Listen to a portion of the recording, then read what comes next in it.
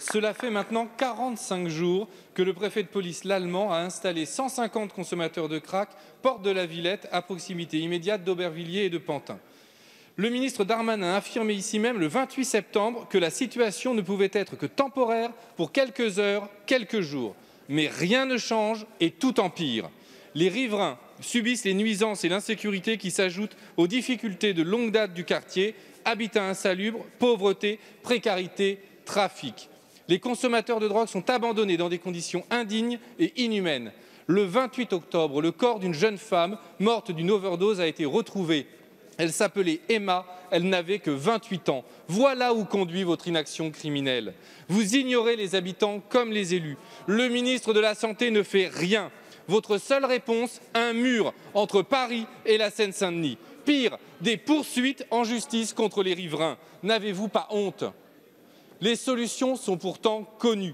Dans l'immédiat, des moyens pour la sécurité des riverains et la mise à l'abri des consommateurs de drogue pour soulager des quartiers qui n'en peuvent plus. À long terme, une politique globale de lutte contre les trafics, des campagnes de prévention et une prise en charge sociale et sanitaire des consommateurs. La 6e puissance mondiale serait incapable de venir en aide à 150 personnes ? Maintenant qu'elles ont été déplacées vers le périphérique et la Seine-Saint-Denis, vous vous en moquez.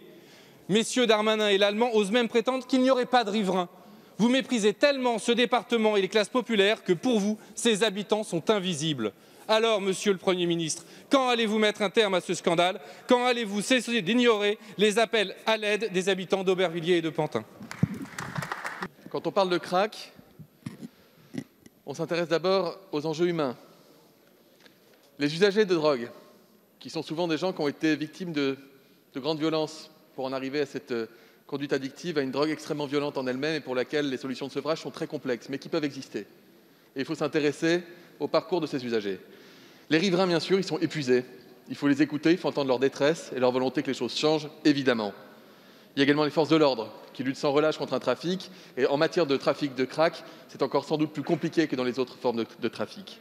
Et puis les soignants et les travailleurs sociaux qui parfois s'épuisent sur le terrain en ayant l'impression que c'est un rocher de Sisyphe qu'ils portent tous les matins jusqu'au soir et qui s'effondre pendant la nuit. Monsieur le député, il y a une chose dont je suis sûr, c'est qu'il n'y a pas de solution miraculeuse en la matière, mais qu'il existe des solutions. Et il y a une autre chose dont je suis certain, connaissant de très près ce dossier parisien, c'est qu'en la matière, la démagogie pollue la bonne gestion des choses, et ce depuis le premier jour. La démagogie ne nous permet pas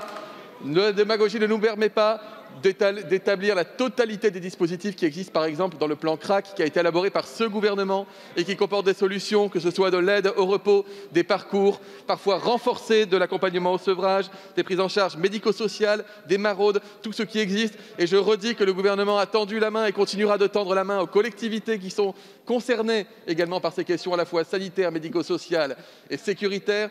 Le ministre de l'Intérieur fait totalement son travail en permettant de sécuriser les lieux et de permettre aux riverains de retrouver de l'apaisement. Le ministère de la Santé est totalement prêt à se mettre autour de la table. D'ailleurs, nous le faisons et la main reste tendue pour que la mairie de Paris nous fasse des propositions que nous attendons avec des possibilités de financement de la part de l'État pour qu'enfin on sorte encore une fois de ce problème qui arrive à trouver des solutions dans d'autres collectivités que la ville de Paris. Il n'y a pas de raison qu'on n'y arrive pas à Paris, monsieur le député. Donc vous l'avez vu, Olivier Véran n'a absolument pas répondu aux questions que j'avais posées.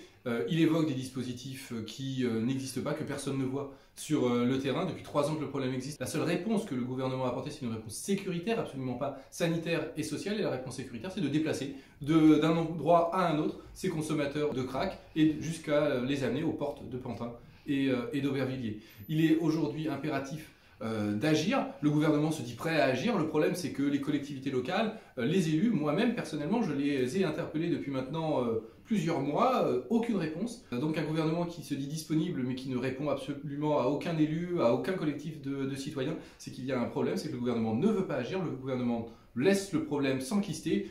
À Pantin, Aubervilliers, là où ils disent qu'il n'y a pas de riverains, ils n'en ont rien à faire et pourtant il faut agir pour les riverains, il faut agir pour les consommateurs de crack, il faut continuer la mobilisation pour faire plier le gouvernement, que le gouvernement prenne enfin ses responsabilités sur ce problème majeur de santé publique et de sécurité.